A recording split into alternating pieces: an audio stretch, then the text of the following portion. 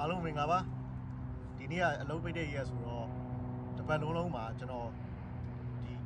တပတ်အလုံးမပိတ်ခင်တပတ်လုံးမှာကျွန်တော်မြို့ဝေကြောင်ထဲမှာသမင်းချက်တဲ့အခါမှာထွက်တဲ့စံစေးရီတို့တော့မွေးငါးဘက်ပြုတ်တဲ့ရီတို့ဒီကြက်တော်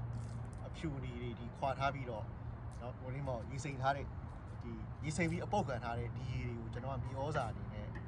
တပတ်ကိုတစ်ချိန်ကျွန်တော်ဒီ channel မှာရှိနေတာအပင်တွေကိုကျွန်တော်လောင်းပါတယ်channel မှာအပင်တွေကအများကြီးဖြစ်တဲ့အတွက်ကြောင့်မို့မြေဩဇာကိုဟုတ်ဒီဘောကနေဝယ်ပြီးတော့ဟိုကျွန်တော်ပင်တွေကိုကျွေးဖို့အတွက်ကကျွန်တော်မတက်နိုင်ပါဘူးမတက်နိုင်တဲ့အတွက်ကြောင့်မို့ဒါကျွန်တော် channel ကအပင်တွေအားလုံးအတွက်ကဟိုငွေကြေးကုန်ကြလဲသက်သာအောင်တော့အပင်တွေဒီအသီးပွင့်တွေဟိုထွက်တဲ့အချိန်မှာများလေးနော်ဖူးပွင့်အောင်များလေးတီးအောင်ကျွန်တော်ဒီမျိုးကြောင်ထွက်ပစ္စည်းတွေနော်တဘာဝမြေဩဇာတွေဟိုအရေးဖြော်ပြီးတော့နော်ဟိုကျွန်တော်အခုဒီနေ့ကျွန်တော်အပင်တွေကိုကျွန်တော်လောင်းပါတပတ်လုံးကျွန်တော်မြို့ကြောင်ကထွက်တဲ့ဟိုတဘာဝမြေဩဇာရေကဒီလက်ဆွဲပုံ3ပုံနဲ့နော်ဒါကျွန်တော်တယောက်ထဲနေရနော်3ပုံရတယ်ဟိုဒီထဲမှာဘာတွေပါလဲဆိုတာကြည့်ရအောင်ဒါဆိုရင်မှဒါကြက်သွန်နီဟိုထိတ်ကဖြတ်တဲ့အစတွေအဲ့ဒါတွေပါမယ်ဟိုပြီးတော့ဟို coffee နော်ဟိုတောက်ပြီးထားတဲ့အခါမှာဟိုကြံတဲ့ coffee black coffee ပေါ့ဟိုနိုးစီပါရောဘာမှမပါဘူးကျွန်တော် black coffee တောက်များတယ်ဟိုအဲ့ဒါတွေအကုန်လုံးကြံတဲ့ဟာမှန်သမျှအကုန်လုံးရောတယ်ပေါ့ဗျာရောပြီးထားတာဒီဘက်မှာလည်းလိုပဲဒါဟိုကြက်သွန်အဖြူနီထိတ်ဖြတ်စတွေရှိမယ်အခွန်တွေရှိမယ်ပြီးတော့ဒီမှာဆိုရင်ပါလဲဒါဆိုရင်ဟိုကျွန်တော်တို့ကတော့ထမင်းငှက်ချက်တာမဟုတ်တဲ့ကြောင့်မို့ဟိုထမင်းရေတော့မဟုတ်ပေါ့ဗျာဟိုဟာမွေးငါးဘက်ပြုတ်တဲ့ရေပေါ့နော်ထမင်းရေနဲ့အတူတူပါပဲဟိုအဲ့ဒါတွေဆိုရင်လည်းဒီထဲပဲထည့်တယ်စံစေးရေဆိုရင်လည်းလိုပဲထည့်ပြီးတော့ဒီမှာမြို့ဝေကြောင်ထဲမှာအမြဲတမ်းအဲ့လိုမျိုးဒီလိုမျိုးပုံတစ်ပုံကိုကျွန်တော်အမြဲထားတယ်ထားပြီးတော့ဒီမြို့ဝေကြောင်ထွက်ပစ္စည်းတွေကို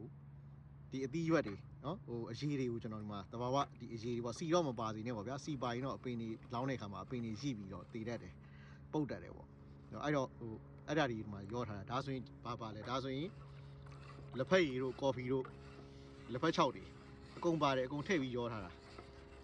ဒီဟာတွေအားလုံးကျွန်တော်ကရေနဲ့ထက်ပြီးတော့ထက်ရောဆက်ပြီးတော့ကျွန်တော်အပင်တွေကိုလောင်းပါပါဒီလို3ကလံပုံးနဲ့ရေဖြော်ထားတဲ့ဒီမြေဩဇာကြီးဆိုရင်ဒီမှာဟုံးဒီဘွားဒီမှာဒီပုံးနဲ့ဆိုရင်ဒါရေနဲ့ဆက်မှာပေါ့ဗျာဒီတပုံးအပြည့်ရေနဲ့ဆက်ပြီးတော့ဒါအပင်တွေကိုလောင်းပါက